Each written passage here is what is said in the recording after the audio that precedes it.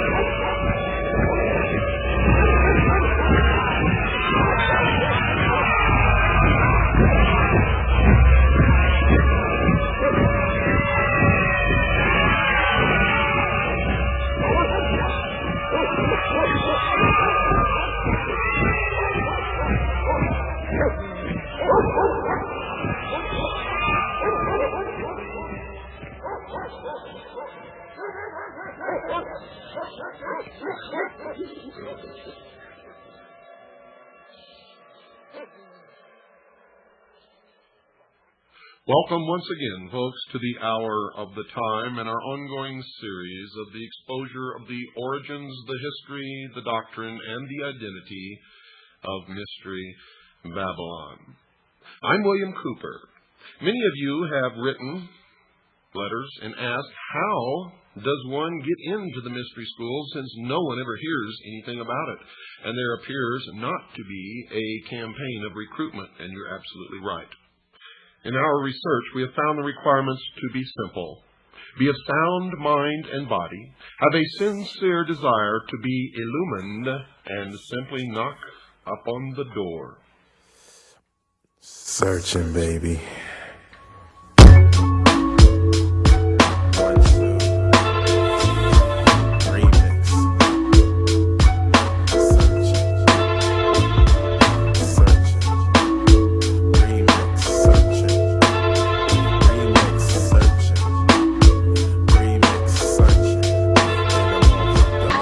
Everything that I dream about, talk about, walk around and brag about, cause I don't give a damn about what they say, what he say or she say. I'm addicted like drugs to your loving, but hey, you got me strung like I'm young and it's crazy. You're making me nervous, I don't deserve this, I'm Swayze.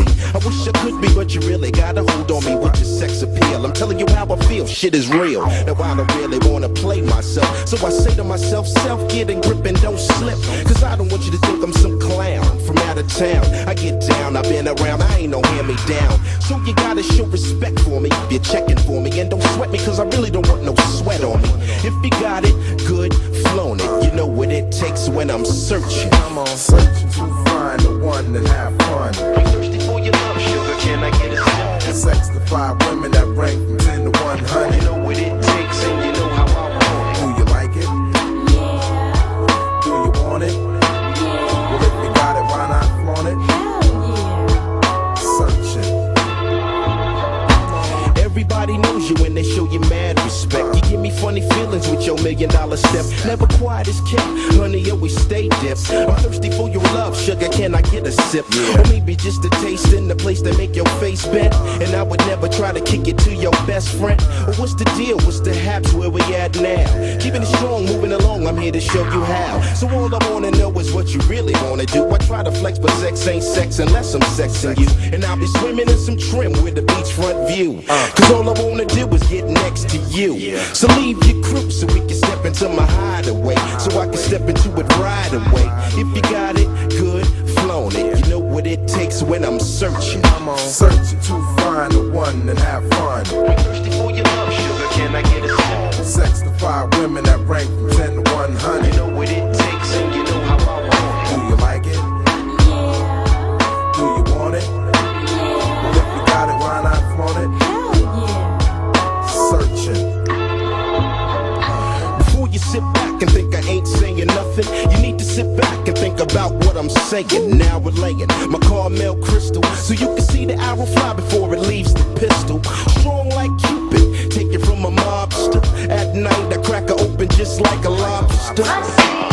It's all sweet, baby. Now you know why I'm stressed when you act shady. Sometimes you chit-chat, now and then hide the cat, when all I wanna do is just flip that. But there's a side of me only you can see, only you can, so believe in your man. I want you to love me in a special way. When I come home from getting caked out to parlay, if you got it, good, flaunt it. You know what it takes when I'm searching. Searching to find the one and have fun. I'm thirsty for your love, sugar, can I get a sip? Sex to 5 women that rank from 10 to 100. You know what it takes and you know how I want it. Do you like it? Do you want it? Well, if you got it, why not flaunt it? Searching. Check it out. Searching. Oh yeah. Searching to find.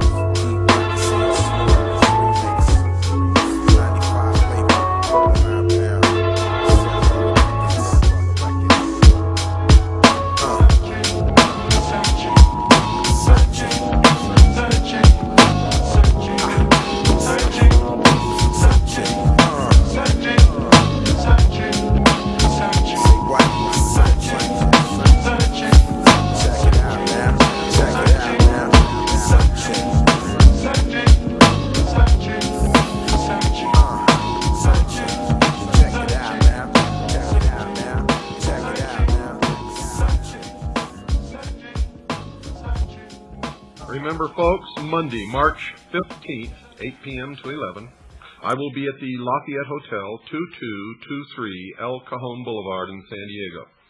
That's Monday, March 15th, 8 p.m., Lafayette Hotel, 2223 El Cajon Boulevard in San Diego. I will be giving a 3-hour presentation entitled The Sacrificed King, and will show you who murdered President John Fitzgerald Kennedy and why.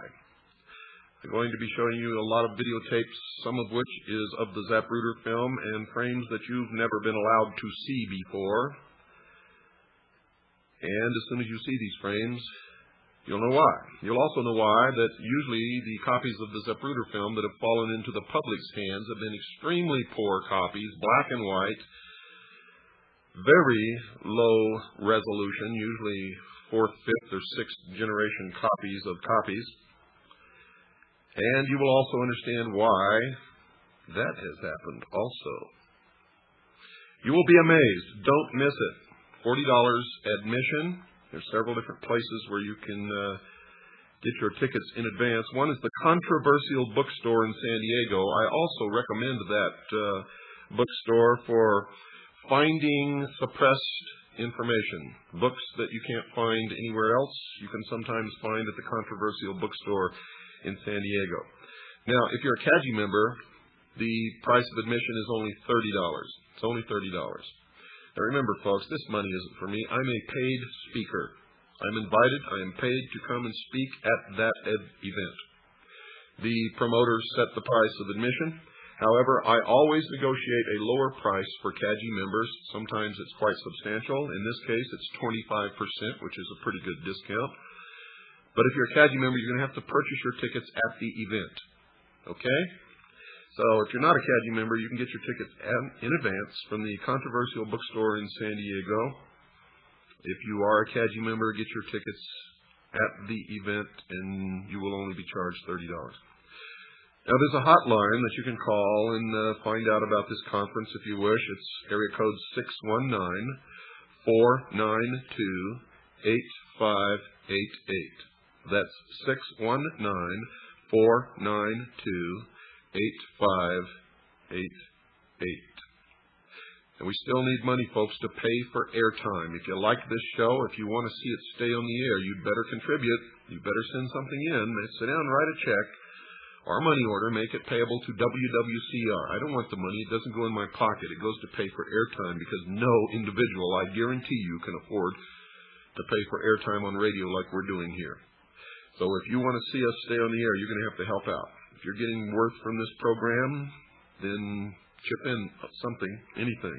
Any amount will be appreciated. We hope that you'll reach way down in your pocket and come up with the most that you can possibly afford.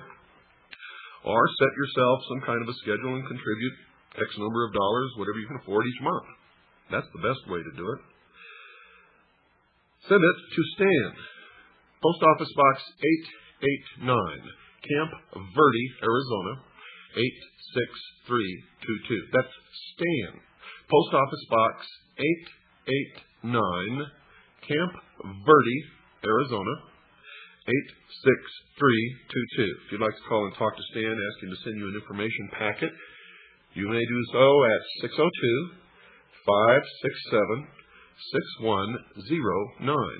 That's 602-567-6109. Now, recently the telephone company was doing something with a buried cable up in the mountains, and it was really messing everything up, and someone had called and it said that Stan's number was no longer in service. It's not true, folks. The number is good. You can call Stan and talk to him. He gets a lot of calls, so if it's busy, just call back at a later time and you'll usually get through. Please call him during the normal waking hours, not late at night. Stan and Elma are getting up there in age, and they like their sleep. They're wonderful people. You'll enjoy talking to Stan, and he will send you a packet of information and answer your questions to the best of his ability. If you'd like for me to come and speak in your area, call Stan, talk to him. He'll tell you what it takes to get me there, and it's not difficult, folks, I can assure you. Now, also, we need more CAGI members.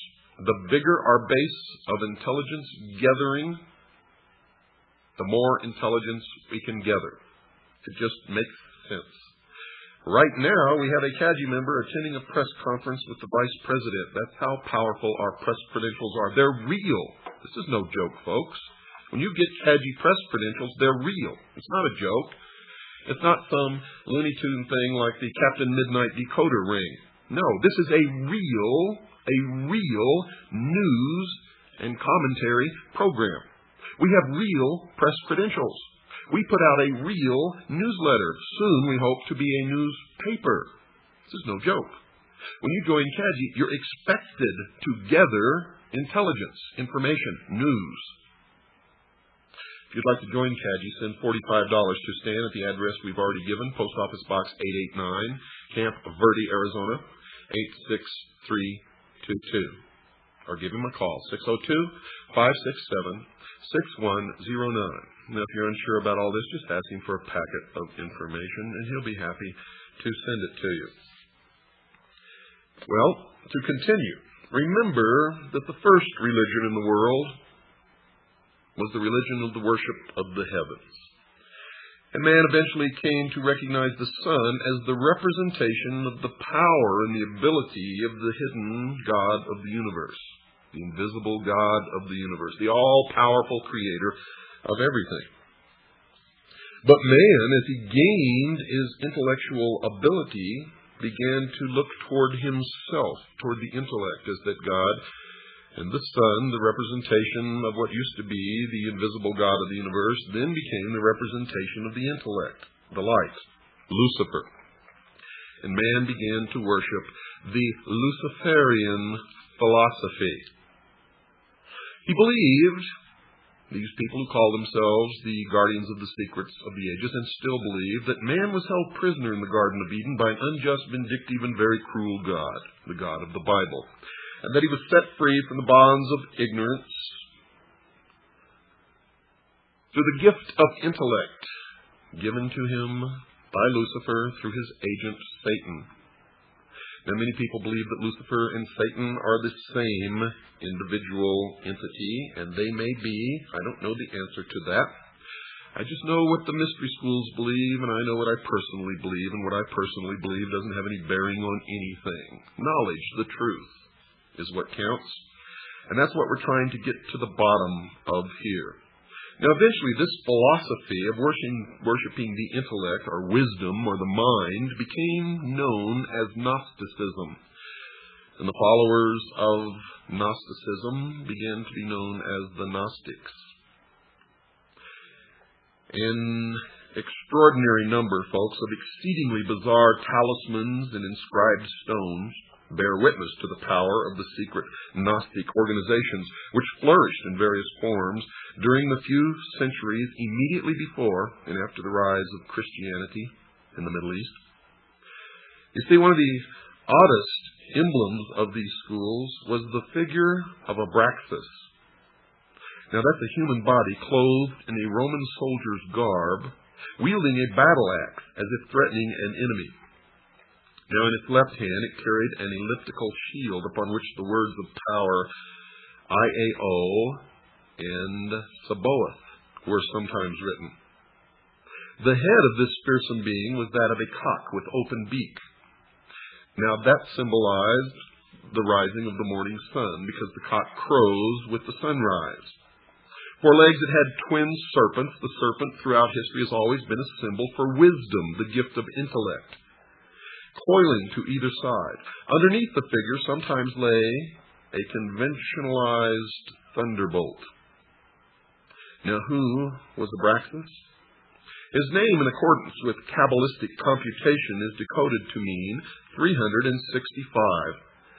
Isn't it absolutely incredible that every single time we investigate one of these, it leads directly to the sun? For 365 days are the number of days in the year, or the exact number of days that it takes the earth to make one revolution around the sun. Amazing. There was no god or idol belonging to the society, and this is where man made the transition from worshiping a god to worshiping the mind. The Abraxas figure merely represented the aspects of power which went to make up the supreme intelligence, the all-power. The body was man himself. The bird stood for intelligence and the hailing of light, illumination, which is the cock's habit at dawn. The tunic represented the need for struggle or revolution, socialism. The arms, the protection and power given by the dedication to the gnosis, or knowledge. The shield was wisdom. The club or whip, power. The two snakes, nous, insight, and logos, understanding, primordial knowing, which was the gift from Satan, the snake, the serpent. By means of this diagram, Gnostic teachers inculcated the theory that man comes to his full power by developing certain facets of his mind. He must struggle to arrive at gnosis. But this knowledge is of the mystical kind and is not the mere collection of facts. You see, great stress was laid upon personal mystical experience, to and through which the initiate was guided under conditions of great secrecy. The Gnostics did not confine their studies or their teachings to any one religion, but borrowed illustrations from all that were accessible to them. This caused them to be considered Christians, heretics, Jews who were trying to undermine Christianity, remnants of the Persian sun worshippers. They have been widely studied by early Christian sages, and it is upon the opinions of these latter that many conclusions have been formed.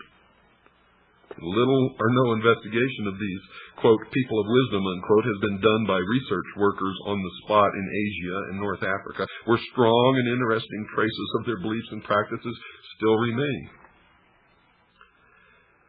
The main teaching states that there is a supreme being or power which is invisible and has no perceptible form. It is pantheism.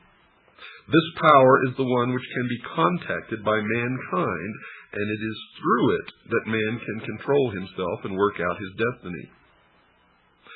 The various religious teachers through the ages, putting their creeds in many different ways, were in contact with this power they claim, and the religions all contain a more or less hidden kernel of initiation. Now, this is the secret which the knowers can communicate to their disciples.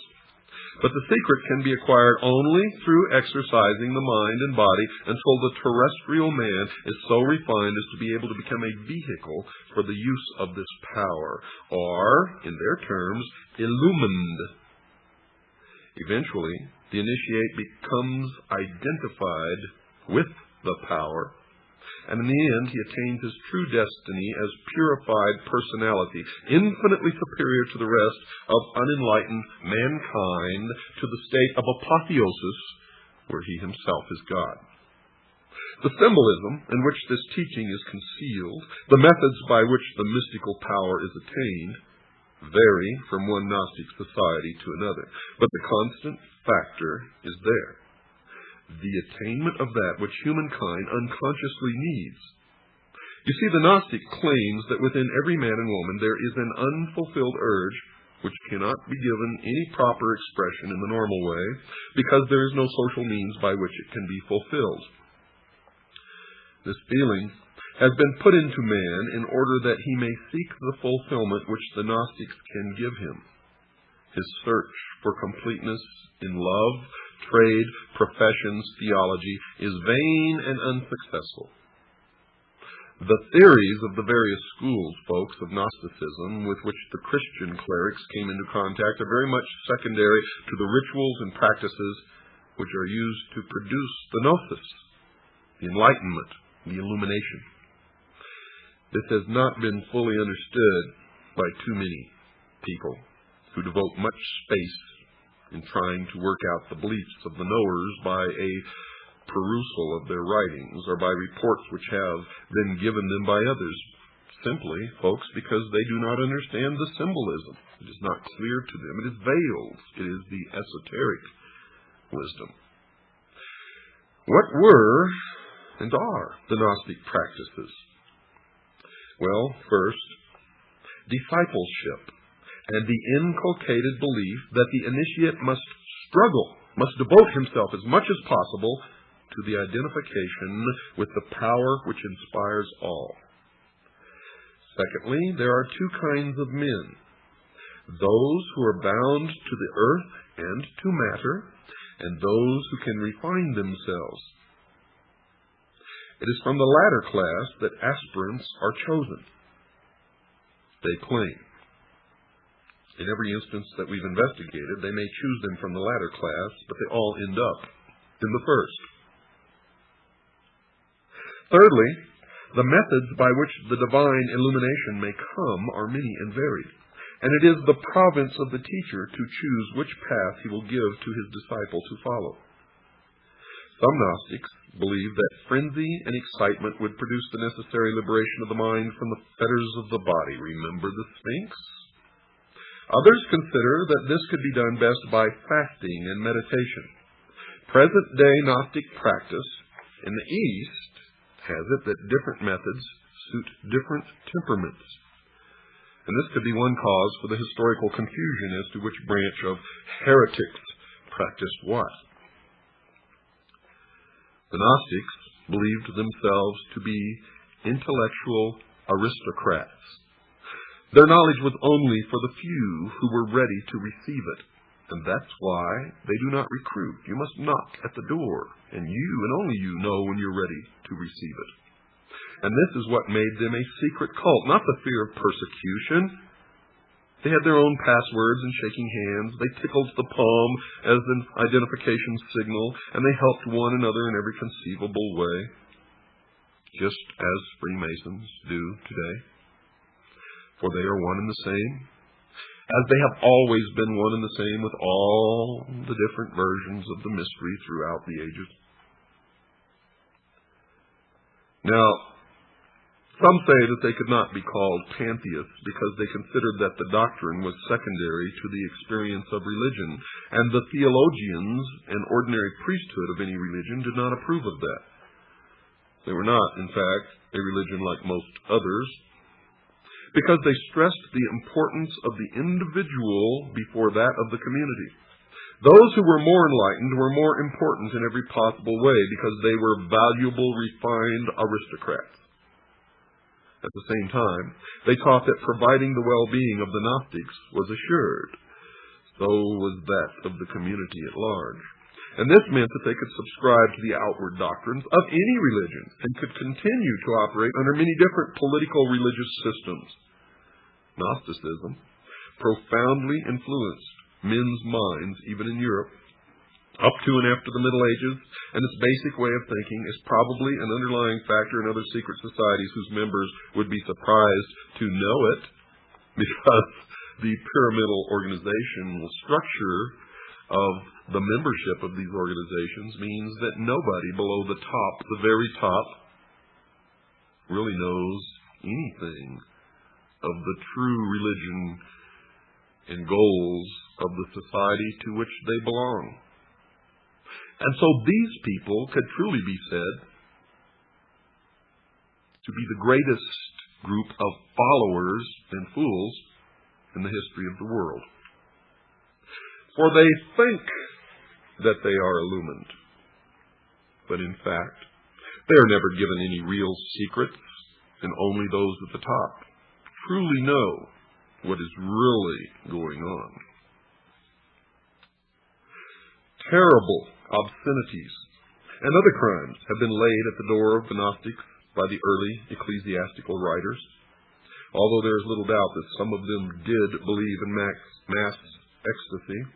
It seems unlikely that their secrets were well enough known to enable the commentators to assess them. And in most cases, whenever the commentators tried to assess them, they were assessing the exoteric, or the appearance, but not the esoteric, or the real truth of the object of the worship of the Gnostics. The belief that certain special men could control their destiny and obtain extra powers through dedication to Gnostic practices meant that inevitably there was a belief in magic. Remember on previous shows we discussed that belief in magic? Magic is real, folks. I have seen it work. It is not to be played with or laughed at or scoffed about. It is dangerous, extremely dangerous. The myriad Gnostic gems, or inscribed stones decorated with serpents, Kabbalistic names, and the rest, are more likely to be proofs of initiation and talismans than mere identification tokens presented to ensure admission to meetings, as some authors have thought. The reason for supposing this is that, one, the gems are very similar in many respects to talismans in use by other communities, including the Egyptians, and two, they can often be interpreted as containing magical messages or diagrammatical invocations. Ethically speaking, Gnostic belief is that there are two principles, that of good and evil. A balance must be struck between these forces, and the balance is in the hands of the Gnostic, the knower, partly because nobody else can tell whether an action is for the eventual good of the individual or the community. And this secret knowledge comes through the mystical insight which the supermen Gnostics attained. There's that reference to a super race or a superman again, which always crops up with these people, as it did with Hitler and many others. The rise of individuals who wrongly believed that they had attained to gnosis, all knowledge, some of whom were leaders of Gnostic societies, produced very notorious characters. Those who followed the way of the Ophite branch glorified the serpent who tempted Eve, and they still do that today. They did this because this snake, by his actions, brought knowledge into the world, gave man the gift of intellect, the use of which will bring him to the state of apotheosis, where man himself will be God. Basilides was a leader who taught that Jesus did not die on the cross, and you will see this crop up all through the history of the mystery schools, even in the Knights Templar. Since matter and material things were considered to be a part of the inferior non-spiritual world, the sect known as the Cainites called upon everyone to destroy those things which belonged to the world, and they called themselves the Destroyers, and their god is the Destroyer. These deviations and aberrants have attracted the greatest attention, as is natural, and the quieter teachers of the creed have received less attention. The pious horror with which the less respectable Gnostics were viewed by the early Christian fathers has stamped itself forever on Western literature and belief about the, quote, enlightened ones, unquote.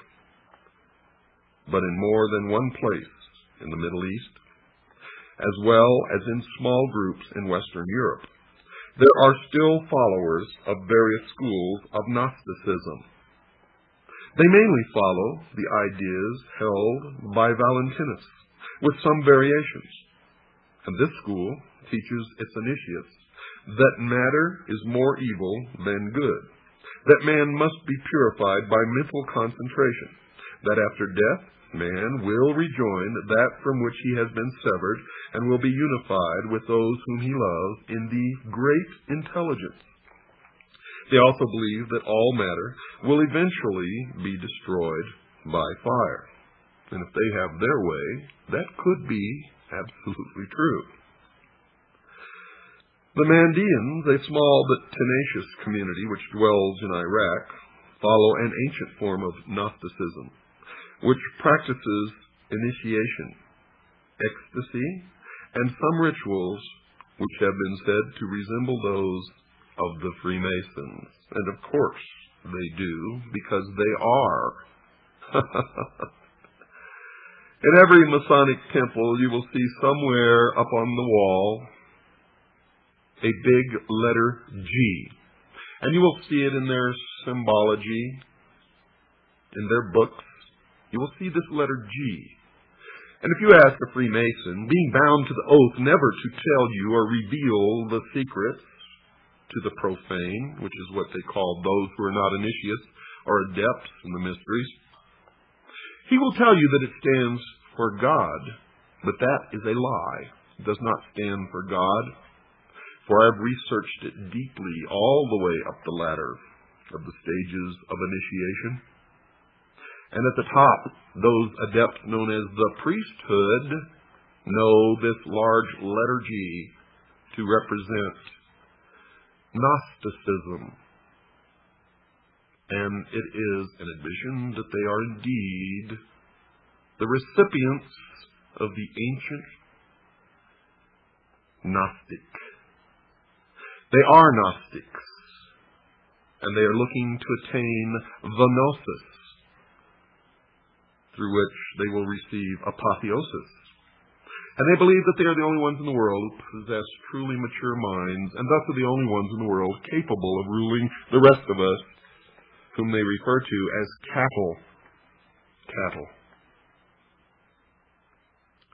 Well, it's time to take a break, folks. Don't go away. I'll be right back after this very short pause.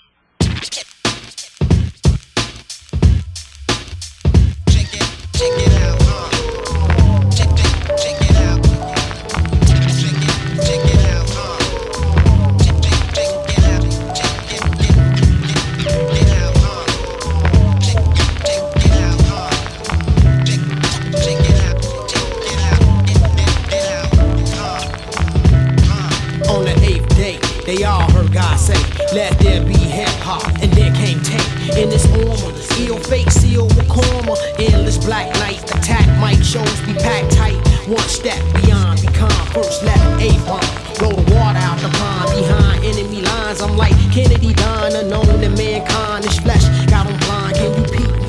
Wake up world, you look sleepy, ain't no nigga man enough to take the land from beneath me, stand firm, or plan to sleep with the worms, some MCs don't like me, but I'm not concerned, yeah, I brew this flavor in the cap, that preserve every word, got styles harder than liquid metal, Omega move with the Barsha Vegas in the tools, MCs are doomed, I'm leaving whole crews, fatal wounds, so bring your shield, steel, and your skill, sicko, the best things is the invention of the wheel, I'm high tech, going flowing foreign objects, you got the hustle on the side, and projects worldwide, make it known, wanna battle, niggas can't be cloned, the epitome of God's giving enemies the microphones, they explode on sight, we tearing up land like Japan, so every man better hold tight, whack them C's with pins, that's a sin, Omega move doom, the beginning of the end. I get this shit for my peeps, and all those who seek the unthinkable information for the streets, they just fucked up in the belly of the beast, to get my mind some peace, I get this shit for my peeps, and all those who seek the unthinkable information for the streets,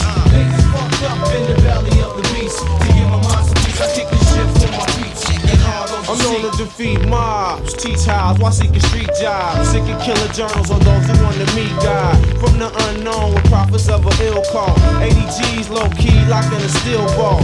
Now that's the combination. Timothy McVeigh type thoughts, but when react abomination, spark an L and make it toast. This the foremost, bumping reggae rhythms by Don Carlos. I'm head testing, the red resin. My crew's fed expressing, with good greens, I'm running hood scenes instead of stressing. Them grim cops to watch crop spots, with young Jakes up in the lodge, dropping down on heads to clock knots. I roam streets on chroma leaks. I used to bone freaks and phone reach, but now my time is spent with tone I speech. get this shit from my beats and all those who seek the unthinkable information for the streets. Lasers fucked up in the belly of the beast. To get on my streets, I get this shit from my beats and all those who seek the unthinkable information for the streets. Lasers fucked up in the belly of the beast. To get my mind so peace, I get this shit from my beats and all those who seek. One love to the street. One love to the street. One love. Get out. One love to the street. Get out. One love to the street. Get out. One love. One love.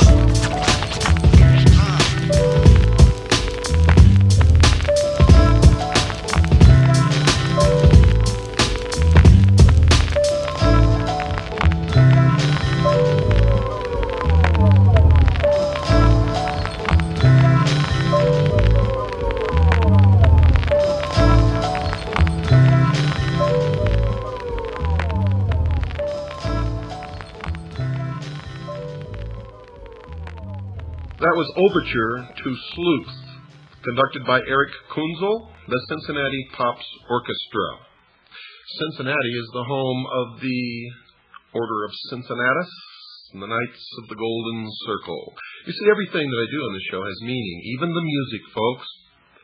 Now, whether you like the music or not makes no difference. Listen to the words. Research the title.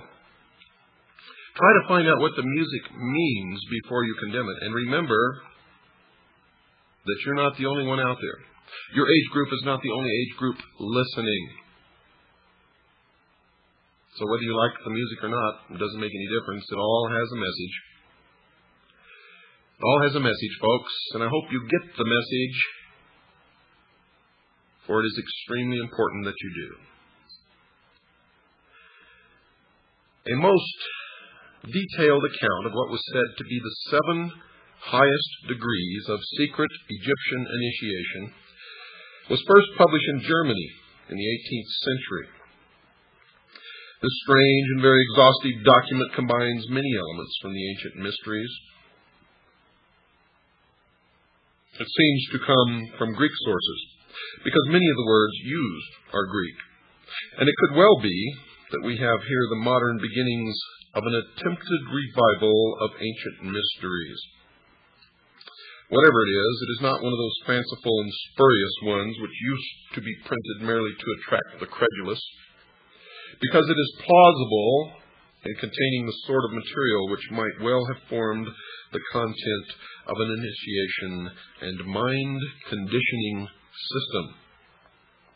And if you understand the secret religions as I do, and specifically the modern ones, you will quickly recognize this as authentic. The earliest version known is in the form of an anonymous pamphlet, probably not intended for public sale, of 30-odd pages, printed in 1785. Right in that area of history is momentous occurrences. It was republished in a French translation 30 years later, purporting to be the ritual of the master degree in Freemasonry. And if you know anything about the master degree in Freemasonry, you will soon see that it certainly is exact in its descriptions. The French editor claims that it is a composite ritual derived from the works of some 15 Greek and Roman writers. This degree, we are told, was open to Egyptian kings and priests alone, and only those specially recommended by an initiate could enter it. The usual procedure was that the pharaoh himself introduced the candidate to the priests. By them he was sent from Heliopolis, the city of the sun, and you'll never escape from the sun when you're studying the mysteries, to the Memphis priests. From there he went to Thebes. He was circumcised, forbidden to eat or fish, and generally had to abstain from wine. He was put for several months in an underground cave and asked to write down his reflections. When he had done this, he was led to a passage supported by the pillars of Hermes, where he had to learn certain things which were inscribed thereon. As soon as he was word perfect, the Thesmorphus, or the introducer, came to him with a strong whip to keep the uninitiated or the profane at bay. He was blindfolded and his hands bound with cords. Now follows the procedure from the first degree of the select body. The candidate was led to the gate of men, where the introducer touched the shoulder of an apprentice, Portophorus, standing there on guard. He in turn knocked on the gate, which was opened. When the aspirant entered, he was questioned on various manners by the Hierophant, after which he was led around the Barantha in an artificial storm of wind, rain, thunder, and lightning. If he showed no sign of fear, Menes the expounder explained the laws of the Krata Rapoa, to which he had to agree. He was then taken in front of the Hierophant, made to kneel, and vowed fidelity with a sword point at his throat. As witness, he called upon the sun, moon, and stars. And where have you heard that before? His eyes were then unbandaged, and he was placed between two spare pillars, called batyles, where lay a ladder of 7 steps, behind which were 8 doors of different metals of gradually increasing purity. The Hierophant, then addressing those present, as many Musai, or children of the work of celestial investigation, exhorted them to govern their passions and fix their thoughts upon God. Now the sun, the moon, and the stars, you should know by now, represent the doctrine, the church, and the initiates. The sun, of course, is the doctrine, the moon is the church, and the stars are the body of initiates, or the 1,000 points of light. The candidate was taught, folks, that the latter symbolized the wanderings of the soul. He was told of the causes of wind, thunder, and lightning, and given other valuable information, such as medical lore. He was given the password of recognition of this degree, which was, and I spell it because I don't know the correct pronunciation, A-M-O-U-N, meaning secrecy. He was taught a grip, given a pyramidal cap, and an apron called xylon. Around his neck was a collar, and he wore no other clothes. His duty was to guard the gate of men in his turn. The Portophorus was now able, after showing his devotion, to proceed to the 2nd degree. Following a prolonged fast, he was taken into a dark chamber called Endymion, the Invitation Grotto. He was now of the degree of Neocorus. Handsome women brought him dainty food. They were the wives of the priest, who endeavored to excite his love. If he resisted these advances, he was further lectured by the master of ceremonies, and led into an assembly, where the stolista, or water-bearer, poured water over him. Then a living serpent was thrown at him. The whole room was full of snakes to test his courage. He was then led to 2 high pillars, between which stood a griffin driving a wheel before him. The pillars symbolized east and west, the griffin the sun, and the wheel of 4 spokes the 4 seasons. He was taught the use of the level and instructed in geometry and architecture. He received a rod entwined by serpents, and that rod is still used today by the medical community. It's called the caducus. And he received the password Heve, meaning serpent, and was told the story of the fall of man. The sign consisted in crossing the arms over the chest, and his duty was to wash the pillars. Now, when the initiate was initiated into the 3rd degree, the member was given the title of Melanophorus. He was led to an anteroom, over whose door was written, Gate of death. The room was full of copies of embalmed bodies in coffins. Here, too, were a number of dissectors, embalmers, and so on. In the center stood the coffin of Osiris. The Melanophorus was asked if he had had a hand in the assassination of his master. On his denying the question, he was seized by two taphaxites, or men who buried the dead, and led into a hall where he found all the other Melanophores clothed in black. The king himself, who always was present on these occasions, addressed him in an apparently friendly way, begging him, if he did not feel courage enough to undergo the test now to be applied to him, to accept the golden crown he was offering him. Well, he had already been coached to refuse the crown and tread it underfoot. At this insult, the king called for revenge. Raising his sacrificial axe, he touched the head of the initiate. And in one famous initiation, the king actually beheaded the man. The two corpse carriers threw him on the ground, and the embalmers wrapped him in bandages. All who were present wept. Now he was led to a gate over which was written, Sanctuary of the Spirits. Now the initiate was not supposed to be beheaded in that one famous initiation. And I don't know what they chalked that up to. Now, standing before the gate, the initiate waited. On its being opened, thunder and lightning struck the apparently dead man. Charon received him as a spirit into his boat and carried him to the judges of Hades. Pluto sat on his judgment seat, while Rhadamanthus and Minos, as well as Aethon, Nicreus, Alastor, and Orpheus stood beside him. Very severe questions were put to him as to his former life, and finally he was sentenced to remain in these subterranean vaults. Now remember, this is an initiation, which sometimes lasts for months and even years. The bandages were removed, and he was told never to desire blood, never to leave a corpse unburied, and to believe in the resurrection of the dead and the judgment to come. Now remember, this is long centuries before Christianity. He was taught coffin decoration and the peculiar hierogrammatical script.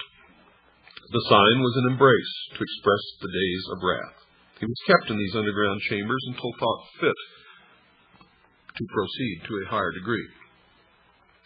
These, quote, days of wrath, unquote, generally lasted for a year and a half, until the initiate was ready for promotion to the 4th degree. The Battle of the Shades. He was handed a sword and a shield and taken through dark passages. He met certain persons presenting a frightful appearance, carrying torches and serpents. He was attacked with the cry of Panis. He defended himself bravely, but was always taken prisoner. His eyes were bandaged and a cord placed around his neck. Dragging him into a hall, the specters disappeared. He was led into the assembly of initiates and his eyes unbandaged. Before him he saw a magnificent hall decorated with beautiful paintings. The king and the highest dignitary, the demiurgos, were present. All were wearing their alidai, an Egyptian order composed of sapphires.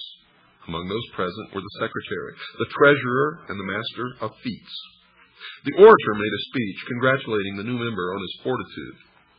He was given a drink called sais, which he drank to the dregs. And this was probably the ritual drink of honey or milk, water, wine, and gruel, and perhaps some hypnotic drug. He donned the boots of Anubis, took up the shield of Isis, put on the cloak and cap of Orcus. He was handed a sword and told that he must cut off the head of the next person he met in a cave and bring it back to the king. This cave was pointed out to him. Entering it, he saw what seemed to be a beautiful woman, but in reality was a model of one. Now notice it's a woman. He seized this by the hair and severed the head. This he brought back to the monarch, who praised him, telling him that he had symbolically won the head of the Gorgon, wife of Typhon, who had caused the death of Osiris. He was now permitted always to wear the dress which had been given to him, and he was entered in a book as one of the judges of the land. Notice that, one of the judges of the land. He was able to communicate at any time with the king and received an allowance from the court. He was invested with an order, that of Isis in the shape of an owl, and it was revealed to him that the secret name of the great lawgiver was Joa, Joa, which was also the password of this degree. But the password for the meetings of the Christophori, as the fourth degree initiates were called, was Sassicus. The fifth degree, that of Balahate, could not now be refused to the Chrysophorus if he demanded or requested it. He was led to a hall to watch a play at which he was the only onlooker. Other members of the degree went through the hall as if looking for something. One drew his sword, and the terrible figure of Typhon appeared. Of course he was slain. And now the Dew Balahate was told that Typhon represented fire, a terrible element which was at the same time indispensable. The password was Chimia, and the teaching was in chemistry, or alchemy. In order to become an astronomer of the Gate of the Gods, the sixth degree, the candidate was taken to the hall of assembly, bound and led to the gate of death. He was shown corpses which had been cast into water, and warned that he might be similarly treated if he broke his oath. He was given some teaching in astronomy, and taken back to the Gate of the Gods, where he looked at the pictures of the gods while their histories were explained to him. A priestly dance took place, symbolizing the course of the heavenly bodies. He saw a list of members of the order throughout the world and learned the password Ibis for watchfulness. The last and the highest degree was that of Propheta, in which all secrets were laid bare. It was conferred following public processions, and when the permission of the king and all the highest members had been obtained, the members secretly left the city by night and retired to some houses built in a square and surrounded by pillars, by the sides of which were placed alternately a shield and a coffin, whose rooms were painted with representations of human life. Now these houses were called Menares, for the people believed them to be visited by the manes of departed men. On their arrival at these houses, the new member, now called Prophet, or Saphanath Panka, a man who knows the secrets, was given a drink called oimelas, and told that now all trials were over. He received a cross of peculiar significance, which he was always to wear. He was clothed in a wide, white-striped dress called itangi. The usual sign was crossing his arms in his wide sleeves. He could peruse all the sacred books written in the Ammonite language.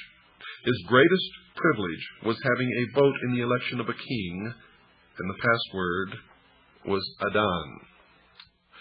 These mystical societies always continued, and one of special interest is the powerful society in Afghanistan in ancient times called the Roshaniya, or Illuminated Ones. There are actually references to this mystical cult going all the way back through history to the House of Wisdom at Cairo. The major tenets of this cult were the abolition of private property, the elimination of religion, the elimination of nation-states, the belief that illumination emanated from the Supreme Being who desired a class of perfect men and women to carry out the organization and direction of the world, belief in a plan to reshape the social system of the world by first taking control of individual countries one by one, and the belief that after reaching the 4th degree one could communicate directly with the unknown supervisors who had imparted knowledge to initiates throughout the ages. The Roshaniya also called themselves the Order. Initiates took an oath that absolved them of all allegiance except to the Order and stated, quote, "I bind myself to perpetual silence and unshaken loyalty and submission to the Order. All humanity which cannot identify itself by our secret sign is our lawful prey," unquote. The oath remains essentially the same to this day. The secret sign was to pass a hand over the forehead, palm inward, the countersign to hold the ear with the fingers and support the elbow in the cupped other hand. Does that sound familiar? If you sit in a courtroom in just about any city in this land, you will see those signs exchanged between lawyers and defendants and judges. And you will see that whenever these signs are exchanged, whoever initiated the exchange will usually, in fact, most often does, win the court case. The Order, of course, is the order of the quest, and the cult preached that there was no heaven, no hell, only a spirit state completely different from life as we know it. The spirit could continue to be powerful on earth through a member of the Order, but only if the spirit had been itself a member of the Order before its death. Thus, members of the Order gained power from the spirits of the dead members. The Roshaniya took in travelers as initiates and then sent them on their way to found new chapters of the Order, and they were called fellow travelers.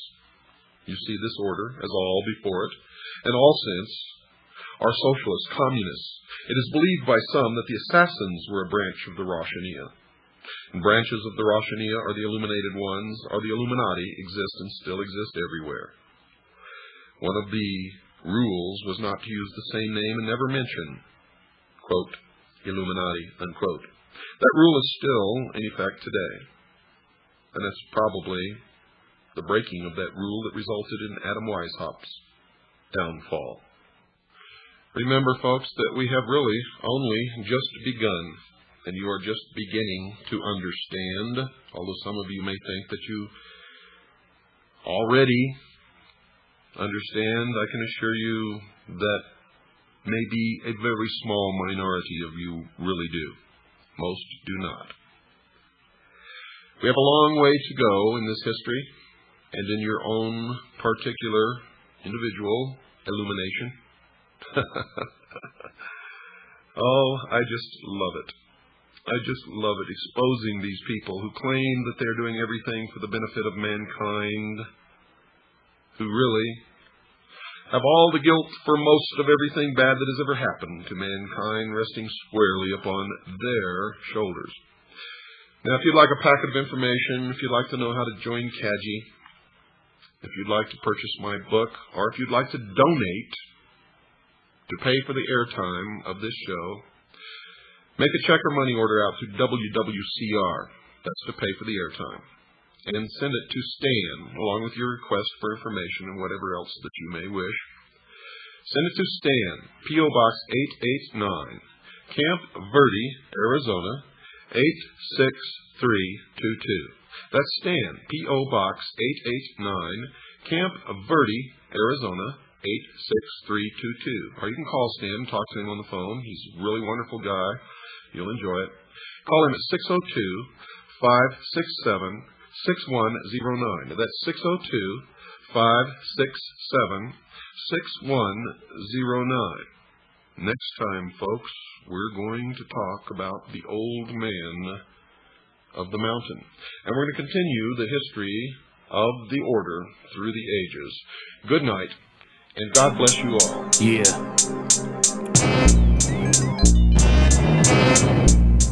Check it. The Illuminati, lost sons of heaven, fresh. Yo.